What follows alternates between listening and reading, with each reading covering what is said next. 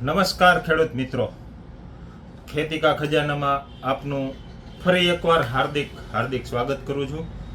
આગળના વિડીયોમાં આપણે વાત કરી હતી મુંડા, વાયર વોમ અને મગફળીના ડોડવા કાળા પડવાનું મુખ્ય કારણ 3 હતા. એક તો મુંડા અને વાયર વોમથી થતી હતી, ફૂગથી થતી હતી અને કેલ્શિયમની ઉણપથી થઈ શકે છે. તો આપણે આગળના વિડીયોમાં વાત કરી કે વજીર વાપરવાની આપણે ભલામણ કરેલી હતી, વજીર અને અડીખમ. હવે એમાં મેં બીજી વાત કરી હતી કે ફૂગના હિસાબે પણ થતું હોઈ શકે. આપણે સાદી ભાષામાં કહીએ તો કાળી ફૂગ, ફ્યુઝેરિયમ, એક્સપર્જિલર, ફાઇટોફ્લોરા. એના નિયંત્રણ માટે તમને વિચાર આવતો હોય તો શું કરવું પડશે? તો એમના નિયંત્રણ માટે તમારે બેક્ટેરિયલ પ્રોડક્ટ વાપરવી પડશે, એટલે કે બેક્ટેરિયા. એમાં આપણી પાસે છે ફોસ ગુરુ, ગુરુવંતા કંપનીના ફોસ ગુરુ.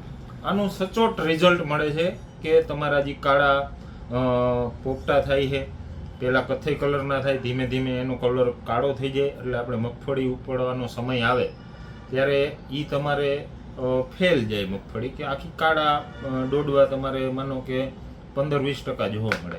એનું સચોટ નિયંત્રણ માટે આ બેક્ટેરિયા તમારે 2.5 વીઘે 250 ગ્રામ વાપરવાના છે. કોઈ પણ રેતી સાથે મિક્સ કરી અથવા એરંડી દિવેલીના ખોળ સાથે મિક્સ કરવાના રહેશે. પ્લસ તમારે આગળ પાછળ કેમિકલ કે ફર્ટિલાઇઝરનો ઉપયોગ કરવાનો નથી. આ વરસાદી વાતાવરણમાં ઉપયોગ કરવાનો છે. આમાં તમને તમામ પ્રકારની ફૂગ માટે બેસ્ટમાં બેસ્ટ રિઝલ્ટ ફોસ ગુરુનું મળશે.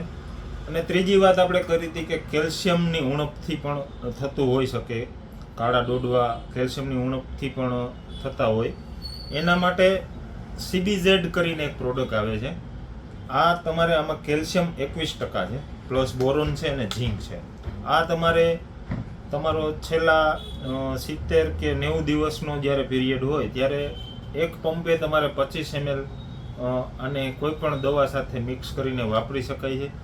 તો આપણે મુંડા માટે વજીર અને અડીખમ, ફૂગ માટે ફોસ ગુરુ અને કેલ્શિયમની ઉણપ માટે CBZ, આ ત્રણેયનું રિઝલ્ટ તમને એક્સિલેન્ટ મળશે.